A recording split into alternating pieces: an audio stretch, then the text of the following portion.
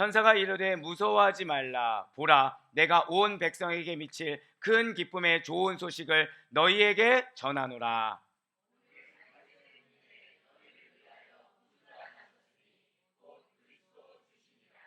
너희가 가서 강보에 쌓여 구유에 뉘어 있는 아기를 보리니 이것이 너희에게 표적이니라 하더니,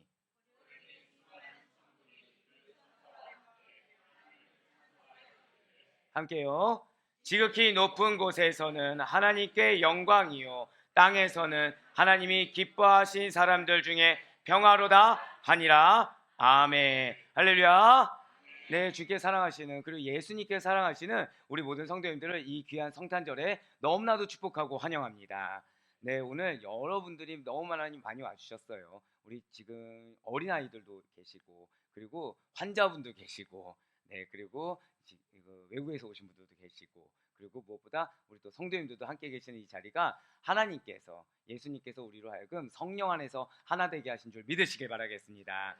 그렇습니다. 이런 일이 사실은 어디 가서 일어날 수 있겠습니까? 우리가 다 서로 알지 못하는데 이렇게 한 공간에 모여서 기쁨을 나누고 예수님의 말씀 가운데서 은혜를 받을 수 있는 이 일이 어떻게 일어날 수가 있을까요?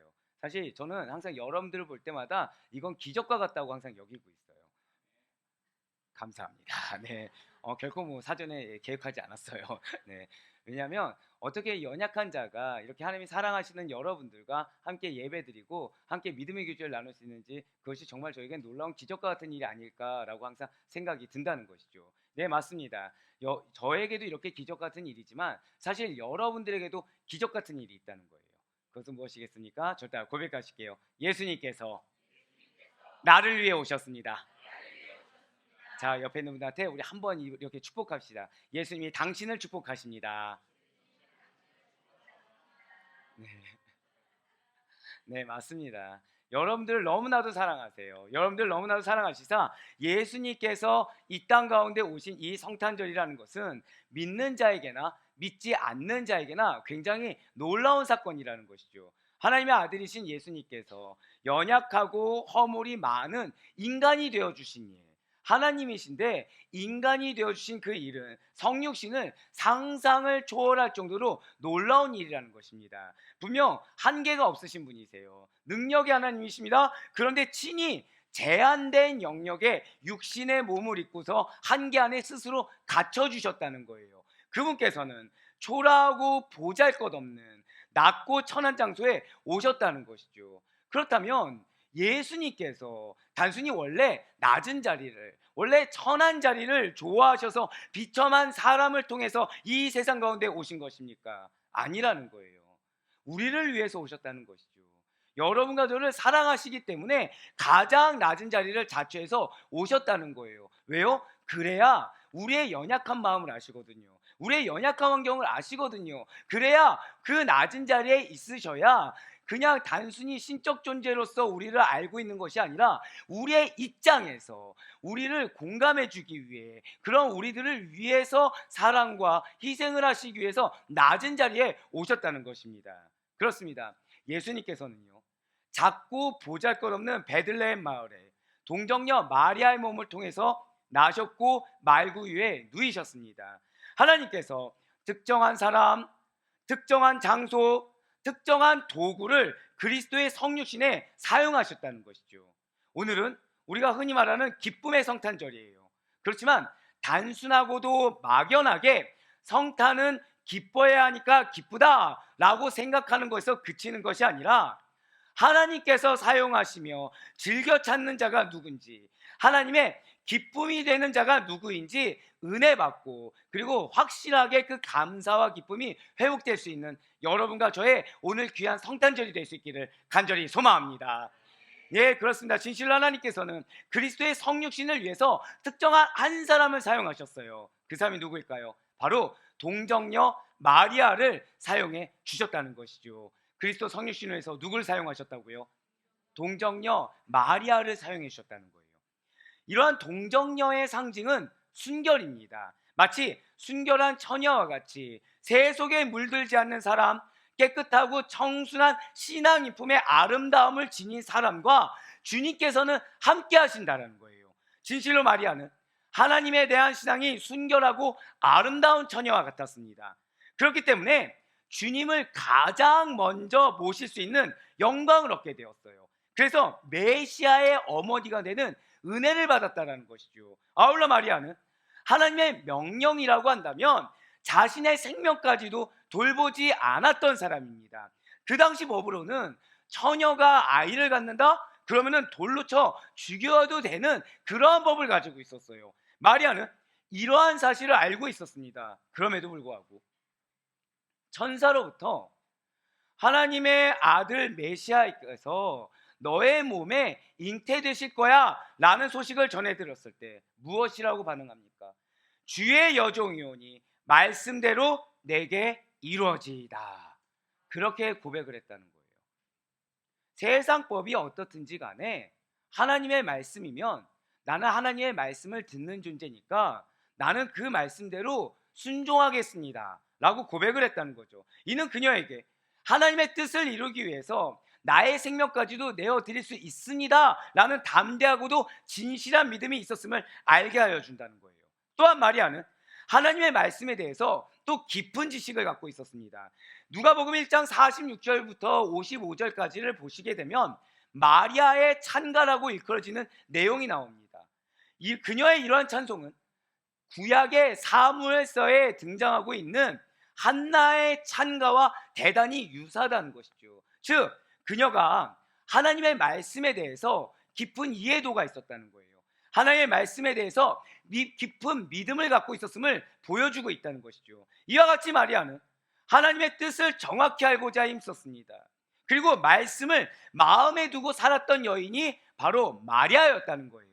말씀을 위해 순종하였습니다. 심지어 말씀을 위해 생명의 희생까지도 주저하지 않았던 사람이었다는 거죠. 또한 그녀는 믿음의 정절을 지켰어요. 그 육체와 심령을 순결함으로 지키던 여인이었습니다. 그녀가 이와 같은 사람이었기 때문에 다른 것이 아니라 믿음을 지킨 사람이었고, 절대 고백하실까요? 말씀을 사랑했다. 예, 단순히 믿음만 지킨 것이 아니라 말씀을 사랑했기 때문에 하나님께서는 그녀를 주목하여 보아 주셨다는 것이죠. 자, 우리가 주일 설교 때 성령님께서 누군가를 주목하여 보게 한다는 걸 우리는 알 수가 있어요.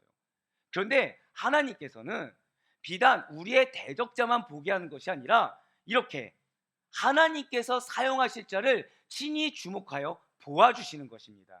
그리고 그녀에게서 놀라운 당신의 사역을 감당하게 한다는 것이죠.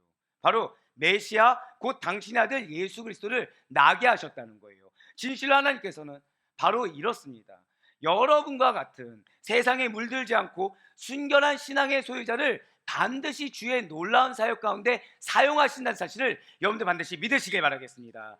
우리가 믿음을 지켜야 되는 이유, 우리가 말씀 가운데 매여 있어야 하는 이유가 바로 이런 거라는 거예요. 우리를 위해 이 땅 가운데 나신 예수 그리스도, 그분이 나시기 위해서 순결한 마리아를 사용하셨듯이 여러분들을 통해서 하나님의 놀라운 일이 일어날 수 있게 됨을 반드시 믿으시고, 그래서 내가 믿음 가운데 거해야 된다, 그래서 내가 말씀 가운데 거해야 된다는 사실을 잊지 않을 수 있는 여러분과 제가 되길 간절히 소망합니다. 두 번째로 하나님께서는 그리스도의 성육신을 위해서 무엇을 사용하셨습니까? 저따라 고백하실까요? 베들레헴. 네, 작은 마을 베들레헴을 주님께서 친히 사용하셨다는 거예요. 한 사람을 사용하셨습니다. 한 장소를 사용해 주셨어요. 오늘 본문 11절 말씀 한번 보시겠습니다. 오늘 본문 11절 말씀 우리 다 같이 한 목소리 읽겠습니다. 시작. 오늘 다윗의 동네에 너희를 위하여 구주가 나셨으니 곧 그리스도 주시니라. 아멘. 이 다윗의 동네인 베들레헴에서 우리가 잘 아는 것처럼 예수 그리스도께서 태어나셨어요. 자, 그렇다면 왜 이곳에서 베들레헴에서 메시아가 나신 것입니까?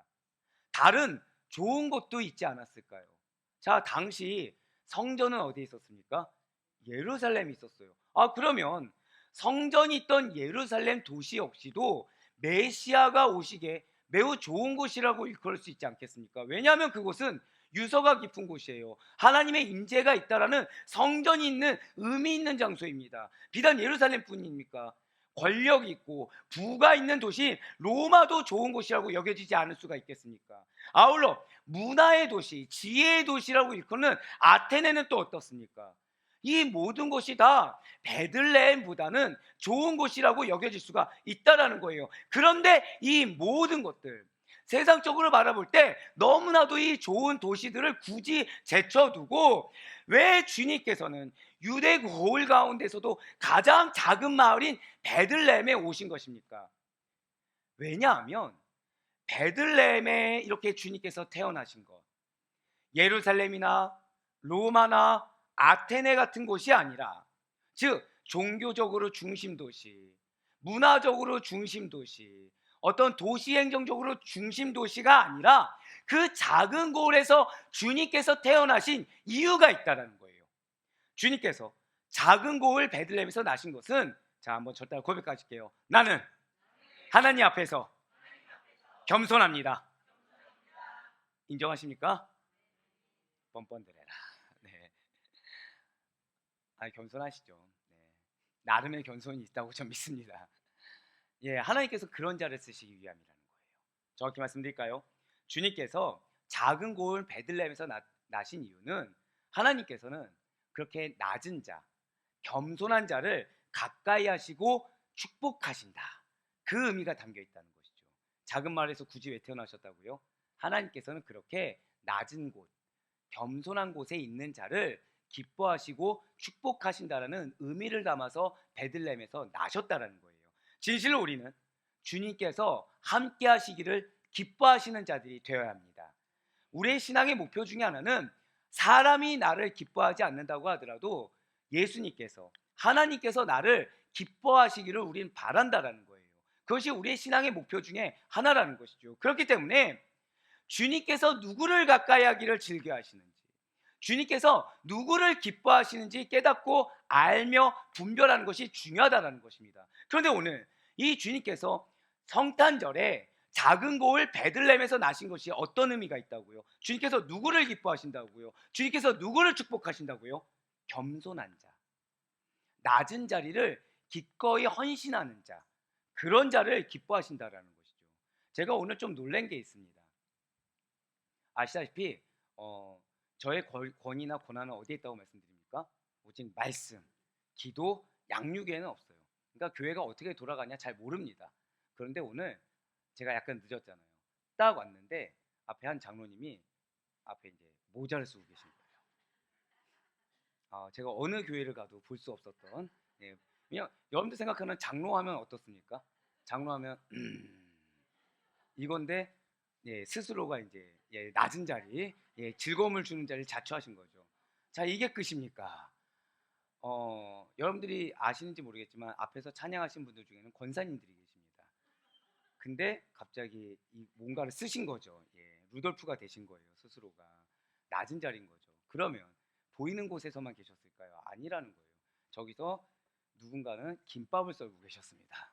앞에서 하는데 김밥을 썰고 계시고, 밑에서는 누군가는 또 밀대를 이렇게 밀고 계신다는 거죠. 너무 감사한 거예요. 제가 중직분들한테 바라는 게 뭐가 있겠습니까? 낮은 자리예요. 겸손한 자리입니다. 아멘이 한 명밖에 안 나온 거 보니까 더 낮아지랍니다. 네. 아무래도 산타 복장까지 입었어야 되나 봐요, 지금. 네.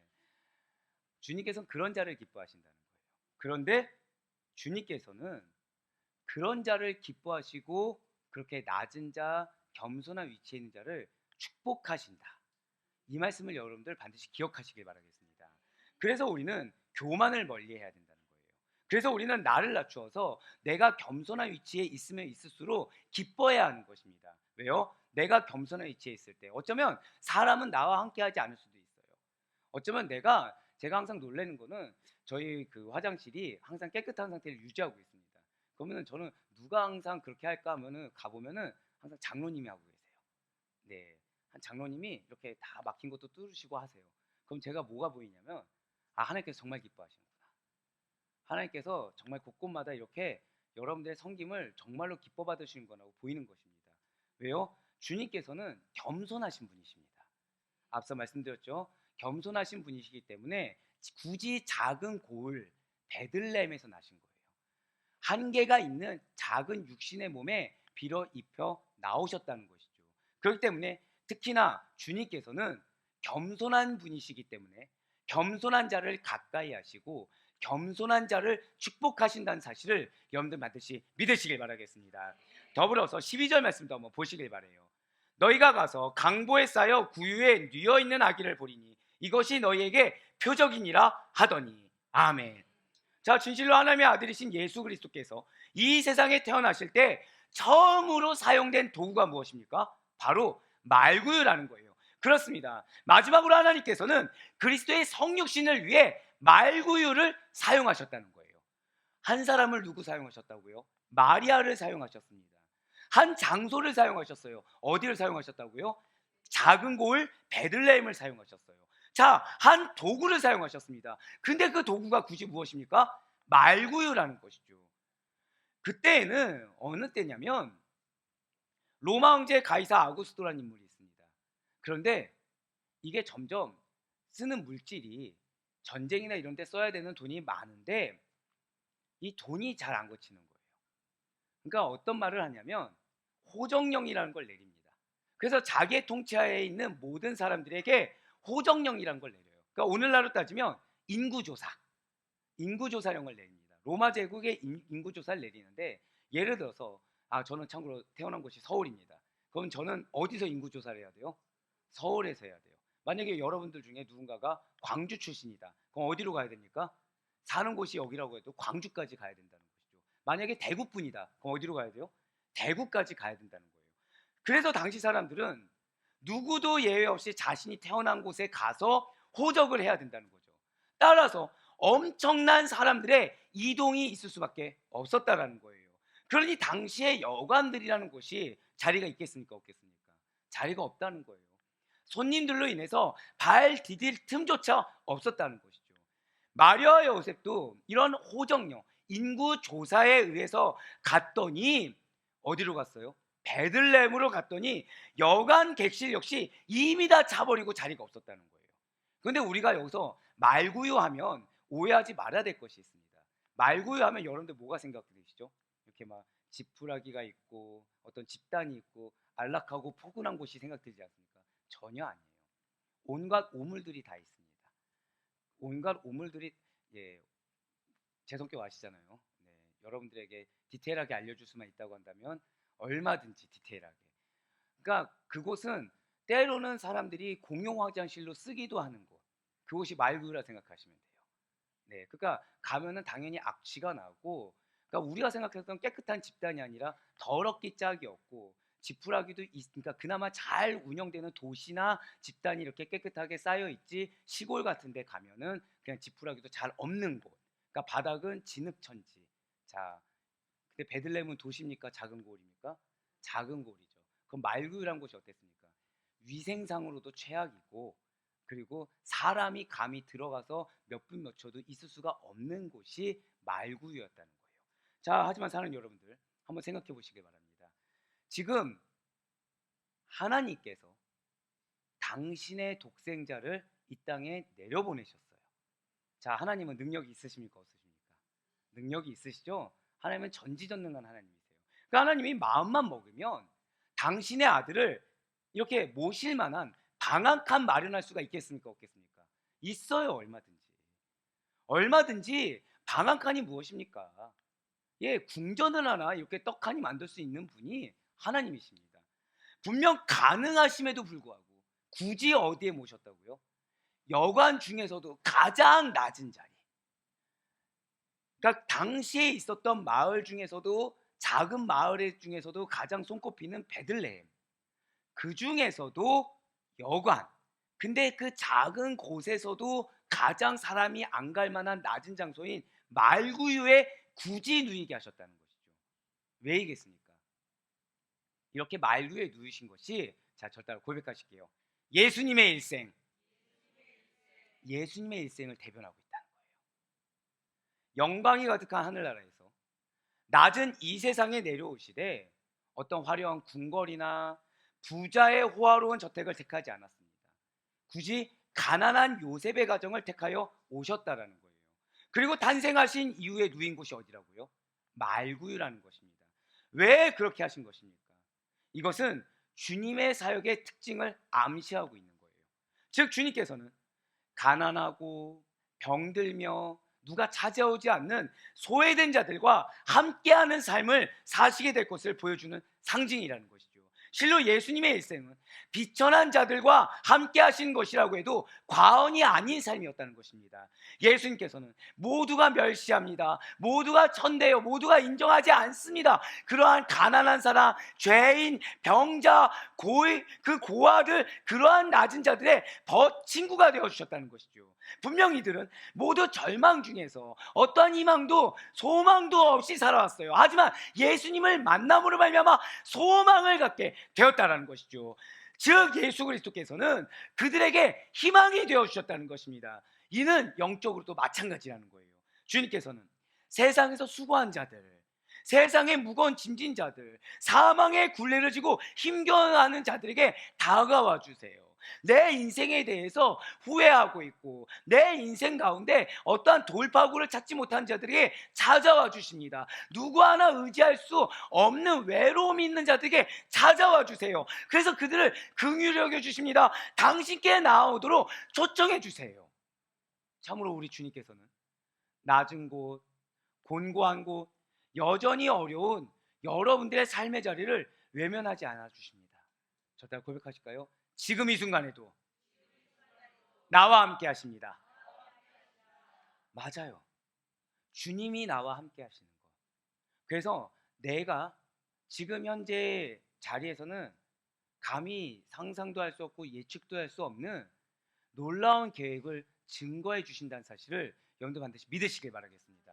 이것이 우리의 소망이 된다는 거예요. 이것이 우리의 소망입니다. 그렇습니다. 이렇게 낮고 천한 몸을 입고 오신 예수님의 탄생은 초라합니다. 한 사람을 봐도 초라하고 한 장소를 봐도 초라합니다. 한 도구를 봐도 다 초라해요. 하지만 그 모든 것을 합쳐서 성육신 하셨더니 큰 기쁨이 되더라는 것이죠. 그리스도의 탄생은 참으로 기쁨의 소식이 됩니다. 왜냐하면 소망이 없는 자들에게 소망이 되어주시기 때문이에요. 그런데 그 소망이 단순히 이게 무의미한 헛되고 헛된 이 세상에서 끝나는 것이 아니라 절대 고백하실까요? 나에게 구원을 주십니다. 이에서 참 소망이 되는 거예요. 이 땅에서의 삶이 끝이 아니라 우리에게 영생을 주시는 것, 우리에게 저 천국을 안겨주시는 것, 이것이 우리의 참된 소망이 된다는 것이죠. 이 소식이라는 것은 빈부와는 관계가 없다는 거예요. 또한 강한 자이든 약한 자이든 유력한 자이든 소외된 자이든 다 관계가 없습니다. 모든 이들에게 기쁨을 주는 은혜의 소식입니다. 모든 이들을 구원하고자 하시는 하나님의 놀라운 소식이에요. 시대를 뛰어넘어서 모든 자들을 당신의 백성 삼으시고 저 천국까지 인도하실 기쁨의 소식이 되고 있는 것입니다. 그래서 하나님께서 이렇게 우리에게 전하고 있는 거예요. 누가복음 2장 10절의 말씀입니다. 누가복음 2장 10절의 말씀도 우리 다 같이 한 목소리 읽도록 하시겠습니다. 시작. 천사가 이르되 무서워하지 말라. 보라, 내가 온 백성에게 미칠 큰 기쁨의 좋은 소식을 너희에게 전하노라. 아멘. 자, 오늘 말씀에서 예수님의 탄생 소식을 알리는 천사가 있습니다. 그런데 그 소식이 오늘 말씀 보니까 어떤 소식이라고요? 온 세상에 미칠 큰 기쁨의 좋은 소식이 된다는 거예요. 그리고 이 소식은 오늘을 살아가고 있는 여러분과 저에게도 언제나 변함없는 기쁨이 됩니다. 언제나 변함없는 감사의 소리예요. 언제나 변함없는 축복의 소리가 된다는 사실을 여러분들 반드시 믿으시길 바라겠습니다. 그리고 우리가 어떤 형편에 처해 있든지 간에 어떤 상황에 처해 있든지 간에 성탄의 소식이라는 것은 기쁨과 감사를 넘치도록 충족하게 채워주는 그러한 소리가 된다는 거예요. 이러한 주님의 성탄 소식은 누구도 예외 없는 그야말로 모든 일에게 미칠 큰 기쁨의 좋은 소식이 된다는 사실을 여러분들 반드시 믿으시길 바라겠습니다. 그렇다면 가장 먼저 누구의 기쁨이 되겠습니까?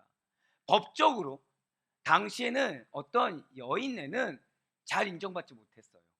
소외된 계층이었습니다. 예, 맞아요. 법적인 힘이 없어요. 사회적인 권리와 지위를 갖지 못한 소외된 여성 마리아에게 당시에 잘 인정받지 못한 가장 낮은 마리아에게 가장 먼저 구원의 기쁜 소식이 전해졌습니다. 갈릴리 작은 동네의 한 가난한 목수의 아내로서 정혼한 여인 마리아였어요. 그런데 하나님의 은혜를 입게 되었습니다. 기쁨이 흘러넘치게 되었다는 거예요. 분명히 가난한 목수의 아내니까 미래가 무엇이겠습니까? 어떠한 미래를 알 수가 없어요. 어떠한 미래를 보장받을 수 없어요. 아무런 소망이 없어요. 그저 남편만을 바라보고 자신은 어디에서도 인정받지 못할 위치예요. 그런데 하나님이 찾아와 주신 거예요. 하나님이 찾아와 주셔서 하나님의 은혜를 입게 해주신 것입니다. 하나님께서 아들을 세상에 보내시기 전에 한 여인을 선택하셨는데 그 한 여인이 마리아라는 거예요. 그런데 앞서도 말씀드렸다시피 결혼하지 못했어요. 그런데 잉태했다는 거죠. 자, 결혼하지 않았는데 잉태한 여인은 어떻게 된다고요? 죽임을 당할 수밖에 없습니다. 당연히 모진 수모와 멸시를 받을 수밖에 없었다는 거예요. 하지만 전능하신 하나님의 주권적인 선택에 은혜가 주어졌기 때문에 마리아는 오히려 세상적으로 내가 핍박을 받을지언정, 세상적으로 인정을 못 받을지언정, 아니 세상적으로 위기에 처해 있을 수 있을지언정 기쁨을 얻을 수가 있었다는 거예요. 사랑 여러분들, 여러분들이 기쁨을 얻을 수 있는 것은 어떠한 환경에 처해 있어서가 아닙니다. 어떠한 누군가가 있어서가 아닙니다. 하나님이 여러분과 함께 하신다고 한다면, 그 하나님이 여러분들에게 사명을 주셨다고 한다면 그것이 기쁨이 되는 줄 믿으시길 바랍니다. 맞아요. 왜 기뻐했겠습니까? 나는 기대하지 못하는 거예요. 오늘날 우리로 따지면 나는 아직 제대로 된 회사도 들어가지 못했어요. 나는 육신도 연약해요. 나는 가정적으로도 부유하지 못해요. 나는 학벌도 그렇게 좋지 못해요. 나는 그래서 앞날이 그냥 걱정과 염려로 가득 차 있어요. 그런데 하나님이 난 너를 쓸 거야 그러시는 거예요. 난 너와 함께 할 거야. 너를 통해서 많은 자들이 변화될 거야. 그래서 기뻐했다는 거예요. 마리아는 자신과 같이 미약하고 미천한 자에게 세상을 분명히 변혁시킬 메시아를 준다고 했는데 자신의 남편은 어떤 자라고요? 목수에 불과해요. 분명히 희망도 없어요. 어떤 유대 지도자도 아니에요. 근데 세상을 변혁시킬 메시아래요. 그런데 믿었더니 기쁨이 찾아왔어요. 남편의 위치가 중요한 것이 아니라 하나님이 말씀하시며 내 자녀는 반드시 그렇게 될 것이다. 구원의 소식을 알려주셨어요. 그것도 기쁨이 넘치는 거예요. 나는 이 유대 사회에서 인정받지 못할 자라서 유대인들이 흔히 말하는 대로 이것이 정말 구원받는 조건이라고 한다면 나는 그 구원과 거리가 먼 자였는데, 자, 나는 구원을 받을 수 있게 됐어요, 없게 됐어요? 있게 됐다고 얘기하신 거랑 동일했거든요. 그래서 기쁨이 넘쳤던 거예요. 예, 맞아요. 지금 마리아는 다른 것이 기쁜 것이 아닙니다. 나를 통해, 절대 고백하실까요? 나를 통해, 여러분들을 통해 성취하실 은혜가 기쁨이 되길 간절히 소망합니다. 저는 오늘 이 성탄 메시지를 준비하면서 얼마나 감사했는지 몰라요. 하나님은 여러분들에게 기쁨을 주길 원하십니다. 근데 그 기쁨의 근원이 하나님이 함께 하심이라는 걸 깨닫기를 원하신다는 거예요. 그 하나님이 함께 하실 때 여러분들은 절대 고백하실까요? 역전의 하나님, 이 하나님을 믿길 원하신다는 거예요. 지금 내가 가진 건 없을 수 있습니다. 어떤 발돋움할 수 있는 근거도 없을 수도 있습니다. 하지만 주님께서는 그게 중요하지 않다는 거예요. 오늘 마리아를 보라는 겁니다. 마리아는 아무것도 없었지만 메시아를 잉태하는 놀라운 은혜를 받았어요. 자, 이것이 은혜, 당시로 봤을 때 이것이 은혜일까요? 저주일까요? 세상으로 봤을 땐 저주예요. 그렇지만 영적으로 봤을 땐 은혜라는 것이죠. 어쩜 여러분들이 믿음의 길을 가는 데 있어서 내가 혹시 징계받는 것은 아닐까? 내가 혹시 지금 뭔가 잘못한 건 아닐까? 고난 가운데 있는 거 아닐까? 하나님은 왜 나를 이런 처지에 두셨는가? 의심될 상황이 올 수도 있습니다. 하지만 그때 의심하지 마시길 바래요. 아, 하나님이 나를 사용하시는구나. 그래서 세상적으로는 이렇게 마리아가 그랬던 것처럼 수모와 멸시를 당하겠지만 궁극적으로 한 번 더 저다가 고백하실까요? 나를 통해 하나님이 역사하시는구나. 그 사실을 믿으며 감격하고 감사하고 기뻐할 수 있는 여러분과 제가 되길 간절히 소망합니다. 또 누구에게 기쁨이 되었을까요? 바로 목자들에게 기쁨이 되었다는 거예요. 구세주의 탄생의 증인이 된 사람들의 그 부류가 무엇입니까? 당시로서는 비천한 목자들이었어요. 당시 목자는 사회적으로 신뢰받지 못하는 계층이었습니다. 신뢰는커녕 오히려 멸시를 받았던 사람들이에요. 그들은 직업 속성상 한 곳에 정착할 수가 없는 떠돌이 삶을 살았습니다. 그러니까 종교적인 의무를 할 수 있을까요, 없을까요? 당연히 못한다는 거예요. 또 이리저리 떠돌다 보니까 필연적으로 주변 사람들에게 큰 피해를 입히기도 한 계층이 목자라는 계층이라는 거죠. 그래서 목자들은 어떤 법정에서 증인 노릇조차 할 수 없는 자들이라는 거예요. 바로 그러한 사람들에게 하나님께서 천사를 보내신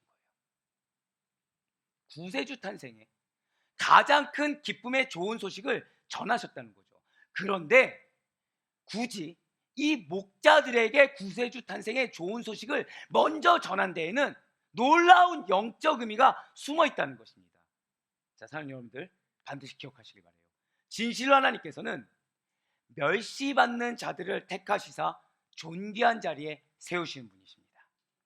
미련한 자들을 택하시사 지혜 있는 자들을 부끄럽게 하시는 분이십니다. 약한 자들을 택하시사 강한 자들을 놀라게 하시는 분들이세요.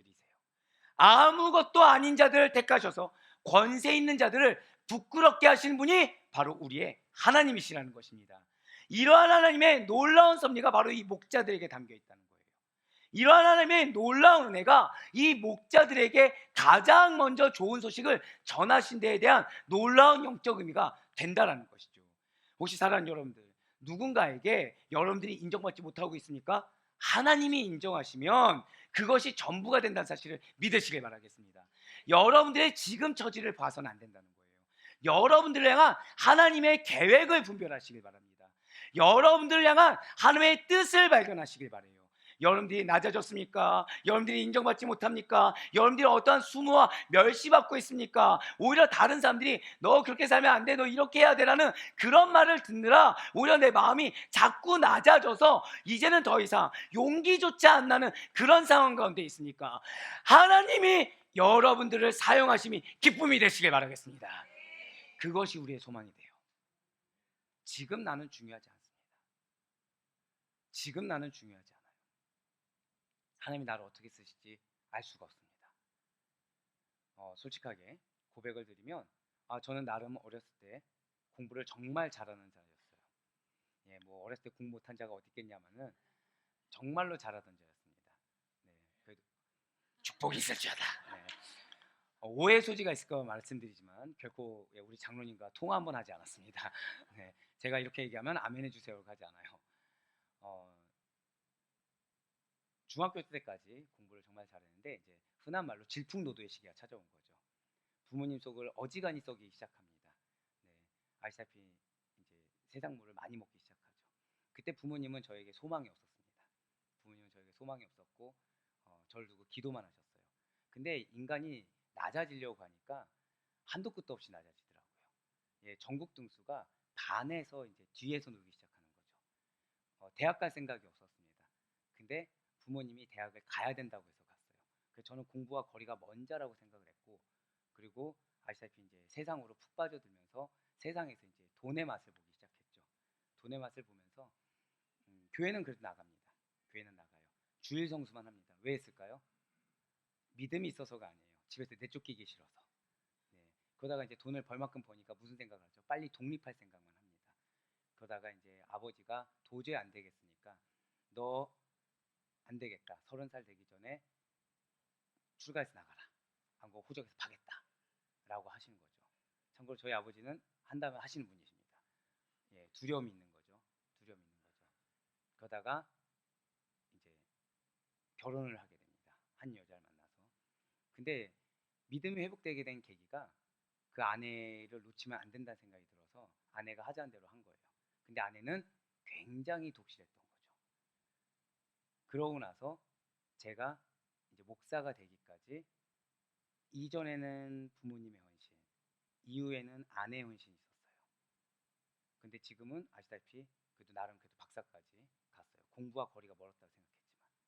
사랑하는 여러분들, 제가 여기에 딱 됐을 때 저희 어머니 친구분들은 동현이가 저렇게 될 줄 아무도 몰랐어라고 하실 정도로 전 낮아진 자였습니다.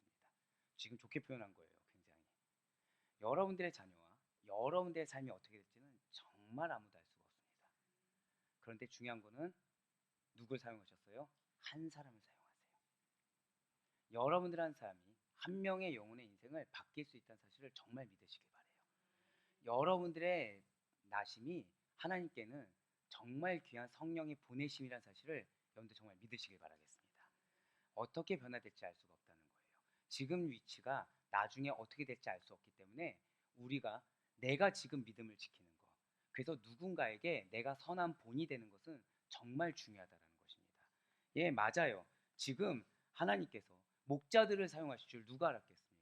지금 하나님께서 마리아를 사용하실 줄 누가 알았겠습니까? 당시에 가장 낮은 위치에 있는 자들이었어요. 아무런 기대도 할 수 없고 아무런 소망도 할 수 없는 자들이었어요. 목자들이라고 지식이 지금 충만했을까요? 아니요, 지식적으로도 너무 부족했습니다. 하지만 하나님께서는 그러한 자들을 선택해 주셨어요. 그런데 중요한 것이 있죠. 예수님의 탄생을 목격하고 경배한 또한 무리의 사람들이 있었다는 거예요. 누구입니까? 동방의 박사들이라는 거예요. 우리가 박사들 하니까 이렇게 학식이 좋은 자들이라고 생각할 수 있지만 아닙니다. 간단히 말씀드릴까요? 이방 민족이에요. 이방 민족입니다. 페르시아, 즉 오늘의 이란 지역이나 인도 등으로 추정되는 이방 나라에서 하늘을 바라보며 천체와 우주를 연구하는 자들, 그냥 어떤 별 점성술사 이런 자들이라는 거예요. 그런데 어느 날 그들이 하늘의 이상한 기운을 발견하게 되었다는 것이죠. 하늘에 큰 별 하나가 나타나서 움직였다는 것입니다. 그들은 그 별을 보고 분명히 만왕의 왕이 나실 징조라는 사실을 깨달았다는 거예요. 누가요? 이방 민족들이. 유대인이 아니라, 유대인이 그렇게 멸시하던, 마치 개와 돼지와 같이 여기던 이방 사람들이 만왕의 왕이 나실 징조라는 걸 깨달았다는 거예요. 그리고 왕을 만나면 바치려고 모략과 황금과 유향을 선물로 준비하고 급히 그 별을 따라 나섰다는 거죠. 그리고 마침내 그 별을 따라 어디에 도착합니까? 베들레헴의 한 구유 마구간에 도착했다는 거예요. 자, 이것도 놀라죠. 만왕의 왕이 나실 징조라는 걸 깨달은 것도 놀라웠는데, 순종해서 간 것도 놀라웠는데, 자 여러분들, 만왕의 왕이 나실 징조라는 거예요. 근데 도착한 곳이 어디입니까? 마구간이에요. 믿을 수 있습니까? 없습니까? 믿을 수 없는 게 당연한데 믿었다는 거예요. 그때 그들이 한 아이가 강보에 쌓여 구유에 누인 것을 보게 되었습니다. 메시아라는 걸 인정할 수 있을까요? 인간적으로는 없었을 거예요. 근데 그들은 그 아기가 만왕의 왕인 것을 의심치 않았습니다. 그래서 그 앞에 꿇어 엎드려 경배했어요. 사랑하는 성도 여러분들, 당시에는 이스라엘만 아니라 그 주변 나라들 또한 어둡고 암울한 상황에 처해 있었습니다. 로마라는 거대한 세력이 마구 세상을 짓밟고 있었어요. 그리고 그 나라의 식민지가 된 나라들은 압제와 수탈로 인해서 배고픔과 가난으로 힘겨운 삶을 살아가고 있던 것이 그 당시였습니다. 그래서 그들은 희망을 사모했어요. 그래서 그들은 소망이 생기기를 바랬습니다. 그러나 이처럼 암울한 역사가 영원히 지속되지 않으리라는 기대를 하면서도 그 어디에서도 희망의 빛을 찾아할지 몰랐던 바로 그 상황 가운데 동방박사들이, 사람들이 멸시하던 동방박사들이 그 희망의 빛을 찾았어요. 사람들이 멸시하던 그 목자들이 하나님의 음성을 들었어요. 아무도 주목하지 않았던 한 여인에게 메시아 탄생의 소식을 듣게 하셨다는 것이죠. 여러분들의 삶이 암울하십니까? 내가 기대했던 거는 전혀 다른 결과들만 와서 지금 마음이 낙심해 있으십니까? 오늘 예수님의 나심을 보시길 바래요. 예수님의 나심에 지금 제가 전하는 메시지 중에서 유력자가 있습니까? 아니요, 없어요. 계획대로 되더라 있습니까? 아무도 없어요. 내 소망대로? 아니요, 아무것도 없어요. 하나님의 소망은 다르다는 사실을 믿으시길 바라겠습니다. 즉 우리가 온전한 믿음이 아니면 동방박사들처럼 편견을 깨기란 유언할 거예요. 목자들처럼 그 음성을 순적히 듣기란 힘들 것입니다. 마리아처럼 그 음성에 아멘으로 순종하기란 어려울 거예요. 하지만 사랑하는 여러분들, 내 눈이 소망이 아닙니다. 내 생각이 소망이 아니에요. 예수님이 소망입니다. 그 예수님이 나신 거예요. 그 예수님이 우리의 희망이 되신 것입니다. 사랑하는 성도 여러분들, 하나님께서는 놀랍게도 하나님의 선민이 유대인들이 아니라 구원의 소식을 간절히 고대하고 있는 이방인들을 택하시고 아무런 희망이 없는 목자들을 선택하시며 핍박받고 멸시받는 한 여인을 택하시사 그들에게 참된 구원의 소식을 증거하셨습니다. 그래서 사도 바울이 우리에게 이렇게 증거하고 있어요. 에베소서 3장 6절의 말씀입니다. 이는 이방인들이 복음으로 말미암아 그리스도 예수 안에서 함께 상속자가 되고 함께 지체가 되고 함께 약속에 참여하는 자가 됨이라. 아멘. 자, 우리 모든 아대포교회 성도 여러분들, 2000년 전 처음으로 임한 이 성탄의 기쁨이라는 것은 오늘날에도 이어지고 있어요. 복음의 기쁜 소식은 우리 각자 개인에게 전해지는 기쁨이 되는 것입니다. 그 가운데 하나님께서는 여러분들을 선택하셨어요. 여러분들 선택하신 이유는 다른 게 아니에요. 내가 어떤 잘나서, 내가 어떤 기대가 있어서 아니에요. 오히려 아무런 기대가 없기 때문에, 오히려 내가 절망 가운데 있기 때문에, 오히려 내 마음이 낙심 가운데 있기 때문에 여러분들을 선택하셨습니다. 그래서 여러분들을 저따 고백하실까요? 하나님의 기쁨이 됩니다. 맞아요. 여러분들을 하나님의 기쁨이 된 자로 인정하여 주시사 이 성탄의 기쁨을 허락하셨다는 사실을 여러분들 반드시 믿으시길 바라겠습니다.